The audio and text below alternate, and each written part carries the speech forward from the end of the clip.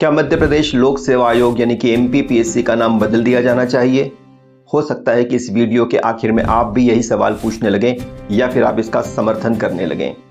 पिछले कुछ समय से आयोग परीक्षाएं कराने को लेकर जितना चर्चा में नहीं रहा है, उससे ज्यादा परीक्षाओं में विवाद पैदा करने को लेकर उसकी चर्चा हुई है। हाल ही में 5 साल के इंतजार के बाद एमपीपीएससी ने एडीपीओ यानी कि अतिरिक्त जिला लोक अभियोजकों की भर्ती के लिए विज्ञापन जारी किया है। आयोग के विज्ञापन के हिसाब से केवल 17 सीटों के लिए यह परीक्षा ली जानी है और ये 17 सीट भी ओबीसी आरक्षण के 87-13 के फेर में उलझी हुई है, यानी कि फिलहाल 15 सीटों पर ही भर्ती होनी है। इस विज्ञापन के अजूबे यही खत्म नहीं होते हैं। खास बात है लेट फीस के साथ आवेदन करने की व्यवस्था, और उससे भी खास बात है इस विज्ञापन की डेट। एमपीपीएससी द्वारा दी गई जानकारी के हिसाब से यह विज्ञापन 10 मार्च 2026 को जारी हुआ है और 9 अप्रैल से लेकर 8 मई 2026 के बीच ऑनलाइन आवेदन किया जा सकेंगे।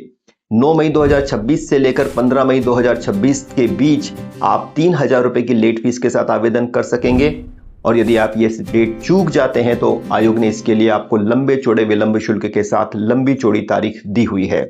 आप 23 सितंबर 2026 तक भी आवेदन कर सकेंगे, लेकिन इसके लिए आपको 25,000 रुपए का विलंब शुल्क देना होगा। खास बात यह है कि अधिकांश वे छात्र जो कि इस समय एलएलबी के अंतिम सेमेस्टर की पढ़ाई कर रहे हैं, उनमें से 90% छात्र ऐसे होंगे जिनका कि रिजल्ट 15 मई के पहले नहीं आएगा। ऐसे में जो इस साल एलएलबी की पढ़ाई कर रहे हैं, उन छात्रों को यदि इस एडीपीओ की परीक्षा में शामिल होना है तो उन्हें 25,000 रुपए की लेट फीस देनी होगी। आप याद कीजिए कि किस परीक्षा में अब तक इस देश में 25,000 रुपए की लेट फीस तय की गई थी। अब ऐसे में सवाल उठ रहा है कि आयोग की भूमिका परीक्षा कराने की है या परीक्षा की आड़ में कमाई करने की है।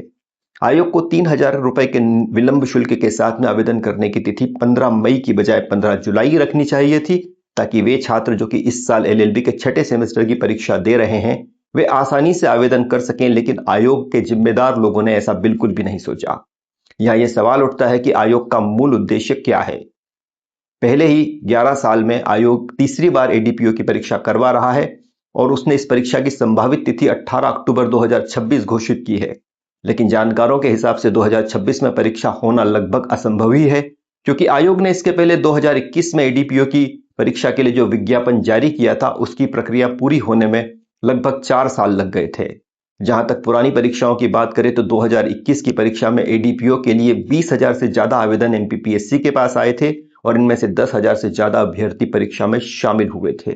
इसके पहले 2015 में भी एडीपीओ की परीक्षा हुई थी और इन दोनों ही परीक्षाओं में 250 से ज्यादा वैकेंसी थी।